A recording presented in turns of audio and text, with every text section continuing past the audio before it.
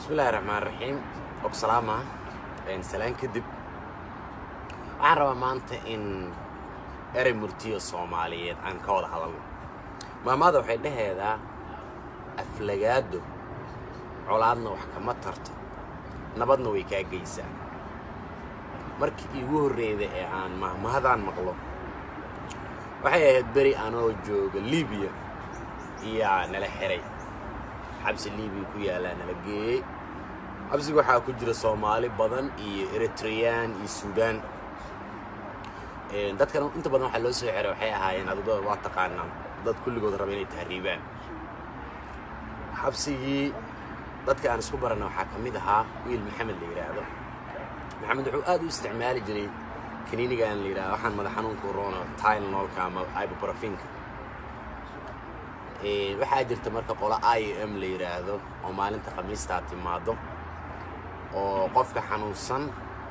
soo yara wareysanayso kaniinina soo siinayso Maxamed ki marka uu ku badbata Khamiis kasta gacanta u taagtaa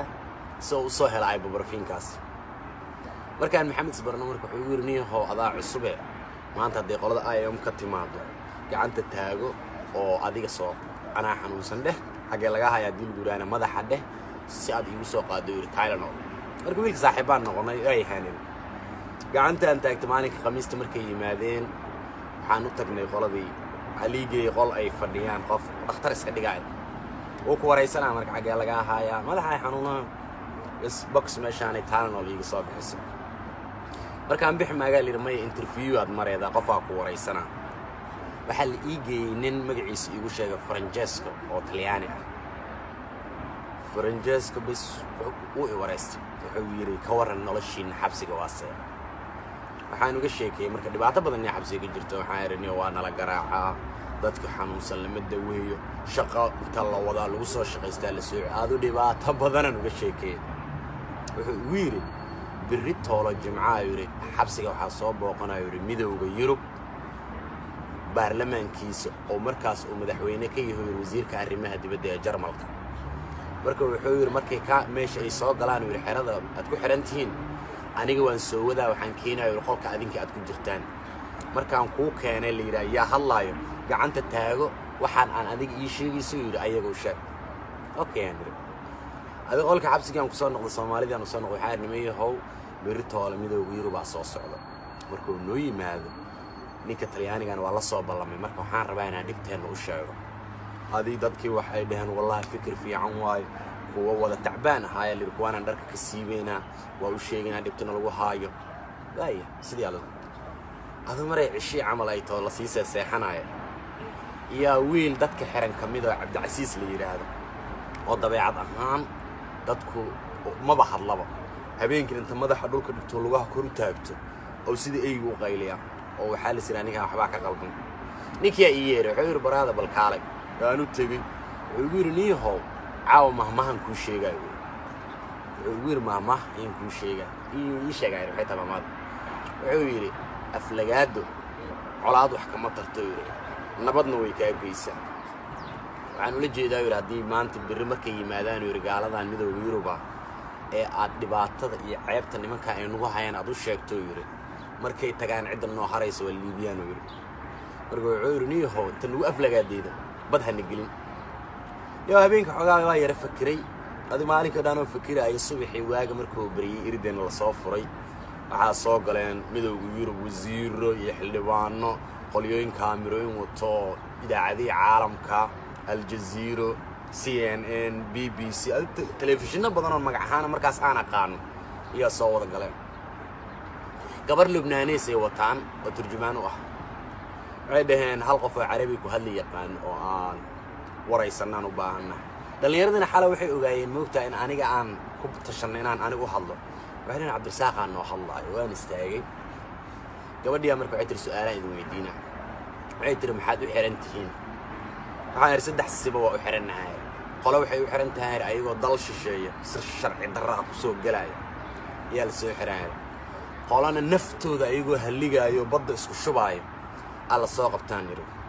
qolana ayagoo magaalada iska socda la soo qabtaan marka markaas waxaan ka dhigaa in yaani wax dhibaato badan aysan jirin waxay tir waayeen nolosha xabsiga ka waran وعارني هو أنت أنا ما أنت هدينا اللي راوالين دينا حبسك كبحر المجال إنه لودي قاب عن إنه ولا عن نحتى عملنا قام صابت معايا حبسك عن وحنكوها يسنا سدح عنطق قد قراع الشق وحنكوها يسنا يروح برشق وحنكوها يسنا الشقة والشقة عن رصية وصو شقة يسنا مركو هارنتي شقوي جرتها لكن شقة حواي انت الله وضع له وصو الشقة اللي بنسود قلها أضو التعبانة اللي بيسوي علينا مركو حاير حبسك عن نورل في عن إيانكوها يسنا وحان إري هقاميها كعانك الليبي كورنيل معمر الغدافي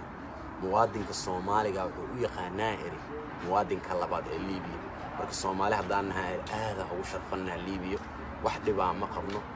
marka waxaan aadaan ugu mahad celinaa saraakiisha meeshaan nagu haysa aad ay noo dhaqaalayaan anuu u jeedaa marka waxa isbedelay wajiga saraakiisha Liibiyaanka oo isdhahay ninkaan ama balaayo sheega farxad qoladii Yurubna waa yaabeenba nin xabsiga amaanaya dhahay wax dhibaa ma qabno aydan intaasaan u soconay waan baxayna waxaan intaadan bixin su'aal mid weydiiya waxaan raadinku maxaad ahaydeen maxaad naga soo doonteen wasiirka arrimaha dibadda Jarmalka nin markaas ay jawaabay